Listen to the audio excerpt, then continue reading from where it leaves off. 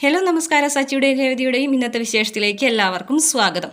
അങ്ങനെ ചന്ദ്ര തീരുമാനിക്കുകയാണ്, എന്തായാലും വേറെ നിവൃത്തിയൊന്നുമില്ല. അപ്പം എന്തായാലും രവീന്ദ്രൻ്റെ അമ്മനെ കണ്ട് കാശ് മേടിച്ച് നിവൃത്തിയുള്ളൂ, അപ്പോൾ അതുകൊണ്ട് പോകാൻ തന്നെ തീരുമാനിക്കുകയാണ്. ഇതേ സമയം ശ്രുതിയും മീരയും കൂടിയിട്ട് ഡ്രസ്സൊക്കെ നോക്കിക്കൊണ്ടിരിക്കുകയാണ് കേട്ടോ. മൊബൈലിൽ ഓരോരോ ഡിസൈനൊക്കെ നോക്കിക്കൊണ്ടിരിക്കുകയാണ്. അപ്പോൾ നോക്കിക്കൊണ്ടിരിക്കുന്ന സമയത്ത് ശ്രുതിക്ക് ഇഷ്ടപ്പെടുന്നത് മീരയ്ക്ക് ഇഷ്ടപ്പെടില്ല, മീരയ്ക്ക് ഇഷ്ടപ്പെടുന്നത് ശ്രുതിക്ക് ഇഷ്ടപ്പെടില്ല. അങ്ങനെ മാറ്റി മാറ്റി നോക്കിക്കൊണ്ടിരിക്കുന്ന സമയത്ത് ഒരെണ്ണം കാണുമ്പോൾ ഇഷ്ടപ്പെടും, ശ്രുതിക്ക് ഇഷ്ടപ്പെടും. അപ്പോൾ ശ്രുതി പറയും എനിക്കിത് മതി എന്ന് പറയും കേട്ടോ. അപ്പോൾ അത് അതിൻ്റെ ആ ഒരു പ്രൈസ് നോക്കുകയാണ് കേട്ടോ മീര.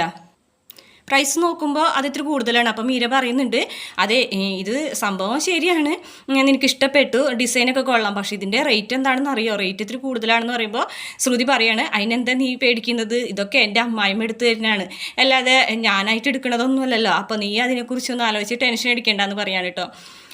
അപ്പോൾ കുഴപ്പമില്ല, നല്ല സ്നേഹമാണല്ലോ അമ്മായിമ്മയ്ക്ക് എന്നൊക്കെ പറയാൻ കേട്ടോ. മീര കളിയാക്കാണ്. അപ്പോൾ പറയുന്ന എന്നോട് ഇപ്പം എന്തായാലും നല്ല സ്നേഹം തന്നെയാണെന്ന് പറയാൻ കേട്ടോ. അപ്പോൾ മീര പറയും, ഇതേ വെറു സ്നേഹമൊന്നുമല്ല, മലേഷ്യയിലെ സ്വത്ത് കണ്ടിട്ടുള്ള സ്നേഹമാണ്, നിൻ്റെ അച്ഛനിപ്പോൾ കോടിക്കണക്കിന് രൂപയും കൊണ്ട് വരുമെന്ന് വിചാരിച്ചിട്ടുള്ള ഒരു സോപ്പിടലാണ്, അല്ലാതെ ഇതൊക്കെ ഒറിജിനലായിട്ടുള്ളൊരു സ്നേഹമല്ല, ഇതൊക്കെ സത്യം തിരിച്ചറിയണ സമയത്ത് എന്തൊക്കെ ഉണ്ടാവുമെന്ന് നീ ചിന്തിച്ചിട്ടുണ്ടോ, അതിനെക്കുറിച്ച് നീ ആലോചിക്കുന്നുണ്ടോ എന്നൊക്കെ ചോദിക്കാൻ കേട്ടോ. അപ്പോൾ ശ്രുതി പറയും, നീ എന്തിനാണ് നീ വരാൻ പോകുന്ന കാര്യങ്ങളെക്കുറിച്ചൊക്കെ ആലോചിച്ച് ടെൻഷൻ അടിക്കുന്നത്, നീ പോസിറ്റീവായിട്ട് ചിന്തിക്കുക, എന്തിനാണ് ഈ നെഗറ്റീവായിട്ട് ചിന്തിക്കുന്നതെന്നൊക്കെ പറയാനിട്ട്. ഇപ്പോഴാണ് ഞാൻ ആഗ്രഹിച്ച രീതിയിൽ എനിക്ക് ജീവിതം കിട്ടിത്തുടങ്ങിയത്, ഞാൻ ആഗ്രഹിച്ച ഒരു രീതിയിലേക്ക് എൻ്റെ ജീവിതം എത്തിയിട്ടേ ഉള്ളൂ, ഒരുപാട് കഷ്ടപ്പെട്ടിട്ടല്ലേ ഞാൻ ഇത്രയും ജീവിച്ചത്, ഇനി നല്ല രീതിയിൽ ജീവിക്കണം, അതുകൊണ്ട് പോസിറ്റീവായിട്ട് മാത്രം ചിന്തിച്ചാൽ മതി എന്ന് പറയാൻ കേട്ടോ. അങ്ങനെ സംസാരിച്ചുകൊണ്ടിരിക്കുന്ന സമയത്താണ് ശ്രുതിയുടെ ഫോണിലേക്ക് കോള് വരുന്നത്. വേറെ ആരുമല്ല, ശ്രുതിയുടെ അമ്മയാണ് വിളിക്കുന്നത്. പക്ഷെ അമ്മ ഫോൺ എടുത്ത വഴിക്ക് ശ്രുതി വഴക്ക് പറയാനായിട്ട് ചെയ്യണത്, ഞാൻ പറഞ്ഞിട്ടില്ലേ ഇങ്ങോട്ട് വിളിക്കരുതെന്ന്, ഞാൻ ആഴ്ചയിൽ 3 ദിവസം അങ്ങോട്ട് വിളിക്കണതല്ല, പിന്നെ എന്തിനാണ് അമ്മ ഇങ്ങോട്ട് വിളിച്ചതെന്ന് ചോദിക്കാൻ കേട്ടോ. അത് മോളെ ആദ്യക്ക് നിന്നോട് സംസാരിക്കണമെന്ന് പറഞ്ഞിട്ടാണ് വിളിച്ചതെന്ന് പറയാൻ കേട്ടോ. അപ്പോൾ പറയുന്നുണ്ട്, അത് ഞാൻ വിളിക്കുമ്പോൾ സംസാരിച്ചാൽ പോരെ, എത്ര തവണ പറഞ്ഞിട്ടുണ്ട് ഇങ്ങോട്ട് വിളിച്ച് ശല്യപ്പെടുത്തരുതെന്ന്, എനിക്ക് കല്യാണത്തിൻ്റെതായ തിരക്കുകളൊക്കെ ഉണ്ട് എന്നൊക്കെ പറയാൻ കേട്ടോ. ആ കല്യാണത്തിൻ്റെ തിരക്കുകളൊക്കെ മോൾ തന്നെയല്ല ഒറ്റയ്ക്ക് ചെയ്യണത്, ഞാനായിട്ട് എന്തെങ്കിലും ചെയ്യാമെന്ന് പറഞ്ഞു കഴിഞ്ഞിട്ടുണ്ടെങ്കിൽ നീക്കത് സമ്മതമല്ലല്ലോ എന്ന് ചോദിക്കാൻ കേട്ടോ. ഇനി അതിനെക്കുറിച്ചൊന്നും ആലോചിക്കേണ്ട, ഞാൻ അങ്ങനെ തന്നെയല്ലേ ജീവിച്ചു വന്നത്, എൻ്റെ കാര്യങ്ങളൊക്കെ ഒറ്റയ്ക്ക് തന്നെയല്ലേ ഞാൻ നോക്കിയിട്ടുള്ളതെന്നൊക്കെ ശ്രുതി പറയാണ് കേട്ടോ. അപ്പം അമ്മ പറയാണ്, മോളെ അമ്പലത്തിൽ ഒരു വഴിപാട് ചെയ്യണ്ടേ, മോൾക്ക് വന്നത് ചെയ്തൂടെ, ആ കല്യാണക്കുറിയെങ്കിലും കൊടുത്തയക്കി, ഞാനത് പൂജിച്ച് വെക്കാമെന്നൊക്കെ പറയാൻ കേട്ടോ.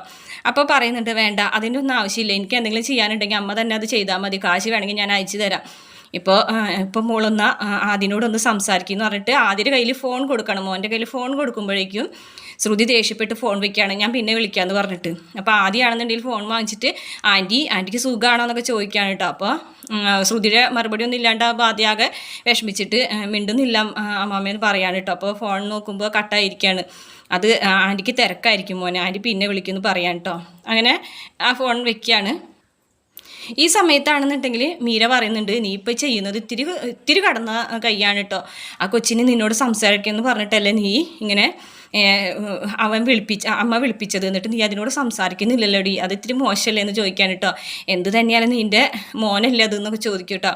അപ്പോൾ പറയുന്നുണ്ട്, അതിനെക്കുറിച്ച് ആലോചിച്ചിട്ടുണ്ടെങ്കിൽ ഇനി അത് മാത്രമേ ആലോചിക്കാൻ പറ്റുള്ളൂ, ഇനി അതിനെക്കുറിച്ച് ആലോചിച്ചിരുന്നിട്ടൊന്നും കാര്യമില്ല, മോനെക്കുറിച്ചൊക്കെ ആലോചിച്ചിരുന്നിട്ടുണ്ടെങ്കിൽ എനിക്ക് ആഗ്രഹിച്ച രീതിയിലുള്ളൊരു ജീവിതം കിട്ടൂല എന്ന് പറയാം കേട്ടോ. അപ്പം മീരയ്ക്ക് ആ കാര്യത്തിൽ വിഷമം തോന്നാനിട്ട് നീ എന്തായാലും അമ്മനോടും മോനോടൊക്കെ ഇങ്ങനെ സംസാരിക്കുന്നത് ശരിയല്ല എന്ന് തന്നെ പറയാം കേട്ടോ. പക്ഷേ ശ്രുതിയാണെന്നുണ്ടെങ്കിൽ ആ ഒരു രീതിയിൽ തന്നെയാണ് ചിന്തിക്കുന്നത്, അവരെക്കുറിച്ചൊന്നും ആലോചിച്ചിരുന്നിട്ടുണ്ടെങ്കിൽ എനിക്കിനി മുന്നോട്ട് ജീവിക്കാൻ പറ്റില്ല, നല്ലൊരു ജീവിതം കിട്ടിയിരിക്കുകയാണ്, ആ ജീവിതത്തിൽ തൃപ്തിപ്പെട്ട് പോകണം എന്നൊക്കെ വിചാരിച്ചിരിക്കുകയാണ് കേട്ടോ. അങ്ങനെ ആ ഒരു ഭാഗം കഴിഞ്ഞ ശേഷം പിന്നീട് കാണിക്കുന്നത് സച്ചി രേവതിയും കൂടെ അമ്പലത്തിലേക്ക് പോകാൻ പോവുകയാണ്. അപ്പോൾ അച്ചമ്മ ഒരു കിറ്റ് കൊടുത്തിട്ട് ഇതിൽ പൂജയ്ക്ക് വേണ്ടിയിട്ടുള്ള എല്ലാ സാധനങ്ങളും അവിടെ ഇത് ഈ കിറ്റിൽ തന്നെയുണ്ട്. ആ സ്ഥലത്ത് നിങ്ങൾ പോകുന്ന അമ്പലത്തിൽ അവിടെ നിന്നൊന്നും കിട്ടൂല, പൂജയ്ക്ക് വേണ്ട സാധനങ്ങളൊന്നും കിട്ടൂല, അങ്ങനത്തെ ഒരു സ്ഥലമാണത്. അപ്പോൾ അതുകൊണ്ട് ഇതൊക്കെ മോള് കൈ പിടിച്ചോളം പറഞ്ഞിട്ട് കൊടുക്കുകയാണ് കേട്ടോ. അങ്ങനെ സച്ചിക്കാണെന്നുണ്ടെങ്കിൽ സച്ചി വീണ്ടും ചോദിക്കുകയാണ്, പോകണം അച്ചമ്മയെന്ന് പറയട്ടോ. 11 ദിവസം അടുപ്പിച്ചാണ് പോകേണ്ടതെന്ന് പറയുമ്പോൾ 11 ദിവസം ഒന്നും പോകാൻ പറ്റില്ല അച്ചമ്മയെന്ന് പറയുമ്പോൾ, എന്നാൽ പറ്റുന്നിടത്തോളം നീ മോളെയും കൊണ്ട് പോയിട്ട് വായോ, സന്തോഷത്തോട് കൂടിയിട്ട് പോയിട്ട് വാന്ന് പറഞ്ഞിട്ട് അവിടുത്തെ പൂജയുടെ കാര്യങ്ങളൊക്കെ രേവതിക്ക് പറഞ്ഞു കൊടുക്കണം. അവിടെ ശാന്തിയും പൂജാരിയും ഒന്നുമില്ല, നമ്മൾ തന്നെ ചെയ്യണം ഓരോന്ന്. അപ്പോൾ അതുകൊണ്ട് പറഞ്ഞു കൊടുക്കുകയാണ് കേട്ടോ. അപ്പം അങ്ങനെ പോകാനായിട്ട് നിൽക്കുമ്പോൾ സച്ചിൻ്റെ ഒരു ഫ്രണ്ട് വരികയാണ് കേട്ടോ ബൈക്കിൽ. എന്നിട്ട് വാ പോകാം എന്ന് പറഞ്ഞിട്ട് വിളിക്കുകയാണ് കേട്ടോ. അപ്പോൾ അച്ഛൻ വന്നിട്ട് എവിടേക്കുണ്ടാ പോകണം എന്ന് ചോദിക്കാനുണ്ട്, ദേഷ്യത്തോടുകൂടി ചോദിക്കാൻ കേട്ടോ.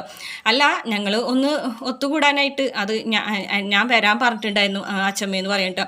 നീ അമ്പലത്തിൽ പോകല്ലേടാ, പിന്നെ നീ എന്തിനാണ് അവനോട് വരാൻ പറഞ്ഞതെന്ന് ചോദിച്ചിട്ട് ദേഷ്യപ്പെടുകയാണ് കേട്ടോ. അപ്പോൾ പറയുന്നുണ്ട് നീ പൊക്കോടാ, ഞാൻ പിന്നെ വരാം, നാളെ നമുക്ക് ഒന്നിച്ച് കൂടാന്നൊക്കെ പറയും കേട്ടോ. അങ്ങനെ അയാൾ വണ്ടി എടുത്ത് പോകാൻ പോകുമ്പോഴത്തേക്ക് അച്ഛമ്മ പിടിച്ചെടുത്തു. നീ ഒരു കാര്യം ചെയ്യും, ഇവരെങ്ങനെ അമ്പലത്തിലേക്ക് പോകുമെന്ന് ആലോചിച്ച് ഞാൻ ടെൻഷൻ അടിച്ച് നിൽക്കുകയാണ്. നീ ഇപ്പം എന്തായാലും വണ്ടി കൊടുത്തില്ലേ, നീ നടന്നു പോയാൽ മതി, ഇവരിപ്പോൾ തൽക്കാലം വണ്ടിയുമ്പോൾ പോട്ടെ എന്ന് പറയാം കേട്ടോ. അപ്പോൾ അയ്യോ എനിക്ക് പോകണ്ടേന്ന് വായിക്കാം കേട്ടോ. അപ്പോൾ അച്ഛൻ പറയും നീ ഇപ്പോൾ തൽക്കാലം നടന്നു പോയാൽ മതി എന്ന് പറയാം കേട്ടോ. അപ്പോൾ സച്ചി പറയും താക്കോല് നടാന്ന് പറഞ്ഞിട്ട് വണ്ടിയിൽ താക്കോല് മേടിക്കാൻ കേട്ടോ. അങ്ങനെ രേവതിനോട് കയറാൻ പറയാണ് സച്ചി. അങ്ങനെ രേവതി അവന് മടിച്ച് നിൽക്കുന്നുണ്ട്. എന്നിട്ട് കയറുകയാണ് കേട്ടോ. കയറിയിട്ട് ഒരിത്തിരി ഗ്യാപ്പ് ഇട്ടിട്ടാണ് രേവതി ഇരിക്കുന്നത്.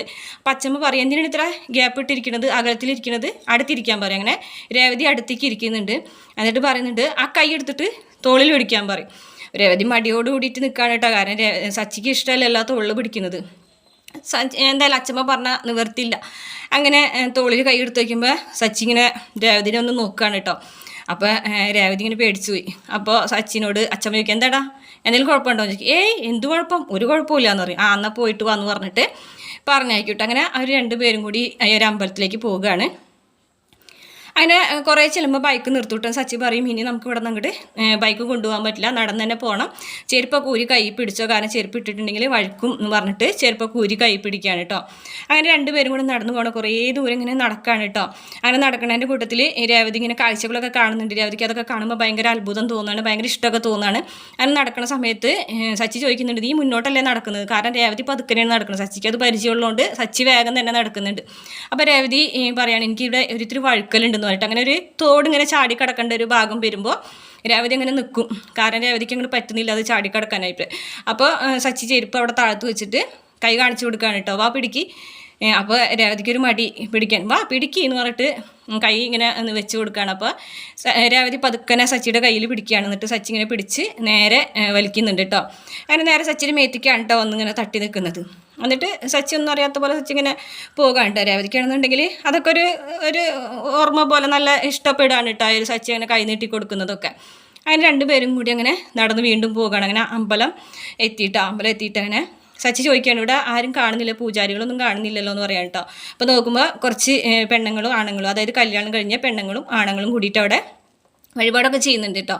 അപ്പോൾ സച്ചിനോട് രേവതി പറയാണ് ഇവിടെ അങ്ങനെ പ്രത്യേകിച്ച് പൂജാരി ഒന്നും ഇല്ല എന്നാണ് അച്ഛമ്മ പറഞ്ഞിട്ടുള്ളത്, ഇവിടുത്തെ വഴിപാടൊക്കെ നമ്മൾ തന്നെ ചെയ്യണം, അപ്പോൾ അതുകൊണ്ടാണ് ഇവർ തന്നെ ചെയ്യണമെന്ന് പറയുന്നുണ്ട്. അവിടെ കുറച്ച് പേര് ചെയ്യുന്നുണ്ടല്ലോ. അപ്പോൾ ഇതൊക്കെ പുതിയതായിട്ട് കല്യാണം കഴിഞ്ഞിട്ട് വന്നവരാണെന്ന് പറയുമ്പോൾ സച്ചി ചോദിക്കുന്നത് എനിക്ക് എങ്ങനെ അത് മനസ്സിലായി എന്ന് ചോദിക്കാൻ കേട്ടോ. അങ്ങനെ പുതിയതായിട്ട് കല്യാണം കഴിഞ്ഞ് വന്നവരാണ് ഇവിടെ വരുന്നതെന്ന് അച്ഛമ്മ പറഞ്ഞിട്ടുണ്ട്. അപ്പോൾ സച്ചി പറഞ്ഞു ചെയ്ത തെറ്റിന് പ്രായശ്ചിത്തം ചെയ്യാൻ, ചെയ്തു പോയ തെറ്റിന് പ്രായശ്ചിത്തം ചെയ്യാൻ വേണ്ടിയിട്ടാവും എന്ന് പറയും കേട്ടോ. അപ്പോൾ ചെയ്തു പോയ തെറ്റോ, അതെന്ത് തെറ്റ്, കല്യാണം കഴിച്ചത് തന്നെ, അല്ലാതെ വേറെ എന്ത് തെറ്റ് എന്ന് പറഞ്ഞിട്ട് സച്ചി അങ്ങോട്ട് നീങ്ങി നിൽക്കും. അങ്ങനെ അടുത്തത് രേവതിയാണ് കേട്ടോ. അങ്ങനെ രേവതി പോയിട്ട് ഇങ്ങനെ പൂജയുടെ കാര്യങ്ങളൊക്കെ ചെയ്യണം, വിളക്കൊക്കെ കത്തിക്കാനുള്ള കാര്യങ്ങളൊക്കെ ചെയ്യുമ്പോൾ ഒരു 3 നാരങ്ങ എടുത്തിട്ട് സച്ചിയുടെ കയ്യിൽ കൊടുത്തിട്ട് അവിടുത്തെ ഒരു ശൂലം പോലെ ഉണ്ട്, അതുപോലെ കുത്തി വയ്ക്കാനൊക്കെ പറയാൻ കേട്ടോ. സച്ചിയുടെ ഒരു താല്പര്യം ഇല്ലാതെ നിൽക്കുകയാണ് കേട്ടോ, കാരണം സച്ചിക്ക് ഇങ്ങനെ തൊഴുകണതും ഇങ്ങനെ ദൈവവിചാരങ്ങളൊന്നും ഇല്ലാത്ത ഒരാളല്ലേ.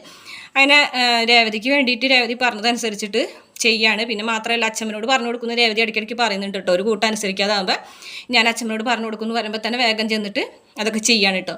അങ്ങനെ എല്ലാം ചെയ്ത് കഴിഞ്ഞിട്ട് സച്ചിനെ വിളിക്കുകയാണ് കേട്ടോ രേവതി. വായോ വിളക്ക് കത്തിക്കണം, നമുക്ക് 2 പേർക്കും കൂടി ഒരുമിച്ച് വേണമെന്നാണ് അച്ഛമ്മ പറഞ്ഞിട്ടുള്ളതെന്ന് പറയും. അപ്പോൾ എന്നാൽ ശരിയെന്ന് പറഞ്ഞിട്ട് 2 പേർക്കും കൂടിയിട്ട് വലിയ താല്പര്യം ഇല്ലാണ്ടാണ്. അപ്പോൾ രേവതി ആണെന്നുണ്ടെങ്കിലും കയ്യിൽ വിളക്ക് ഇങ്ങനെ കത്തിച്ച് വെക്കുന്നുണ്ടായി തിരി. അപ്പോൾ സച്ചിയാണെന്നുണ്ടെങ്കിൽ വേഗം വന്നിട്ട് രേവതിയുടെ കയ്യിൽ പിടിക്കുന്നുണ്ട്. അങ്ങനെ കൈ പിടിച്ചിട്ട് 2 പേരും കൂടിയിട്ട് കത്തിച്ച് വെക്കുകയാണ് കേട്ടോ. രേവതി ഇങ്ങനെ ഒരു ചിരിയോട് കൂടിയിട്ട് സച്ചിനെ നോക്കുന്നുണ്ട്. അങ്ങനെ 2 പേരും കൂടെ കത്തിച്ച് വെച്ചതിന് ശേഷം അമ്പലം ഒന്ന് വലം വെച്ചിട്ട് പ്രാർത്ഥിക്കുകയാണ് കേട്ടോ. അപ്പോൾ പ്രാർത്ഥിക്കുകയാണ്, കുറച്ച് നേരം രേവതി ഇങ്ങനെ പ്രാർത്ഥിക്കുന്നുണ്ട് കേട്ടോ.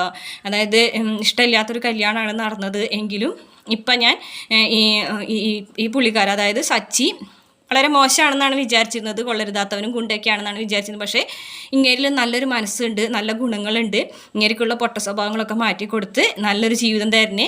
പിന്നെ അമ്മയ്ക്കും അനിയത്തിക്കും അച്ഛനും ഒക്കെ വേണ്ടിയിട്ട്, അച്ഛമ്മയ്ക്കും ഒക്കെ വേണ്ടിയിട്ട് പ്രാർത്ഥിക്കുന്നുണ്ട് കേട്ടോ. അങ്ങനെ പ്രാർത്ഥന കഴിഞ്ഞ് പോരുമ്പോൾ സച്ചി ചോദിക്കുന്നുണ്ട് രേവതിയോട്, കാര്യമായിട്ട് പ്രാർത്ഥിക്കുന്നുണ്ടല്ലോ, എന്താണ് പ്രാർത്ഥിച്ചതെന്ന് ചോദിക്കാൻ കേട്ടോ. അപ്പോൾ ഞാൻ എല്ലാവർക്കും വേണ്ടിയിട്ട് നല്ലത് വരണേന്ന് വേണ്ടി പ്രാർത്ഥിച്ചത്. നിങ്ങളെന്താ പ്രാർത്ഥിച്ചതെന്ന് ചോദിക്കുമ്പോൾ ഞാനൊന്നും പ്രാർത്ഥിച്ചില്ല. അപ്പോൾ കണ്ണടച്ച് നിൽക്കുന്നുണ്ടായിരുന്നല്ലോ എന്ന് ചോദിക്കാൻ കേട്ടോ. അത് പിന്നെ നീയും കണ്ണടച്ച് പ്രാർത്ഥിക്കുന്നു, ഞാൻ വെറുതെ കണ്ണടച്ച് പ്രാർത്ഥിച്ചു, അത്രേ ഉള്ളൂ എന്ന് പറയും കേട്ടോ. അപ്പോൾ വേറെ ഒന്നും പ്രാർത്ഥിക്കാനില്ല, എന്തെന്നും പ്രാർത്ഥിക്കാമെന്ന് ചോദിക്കാം കേട്ടോ.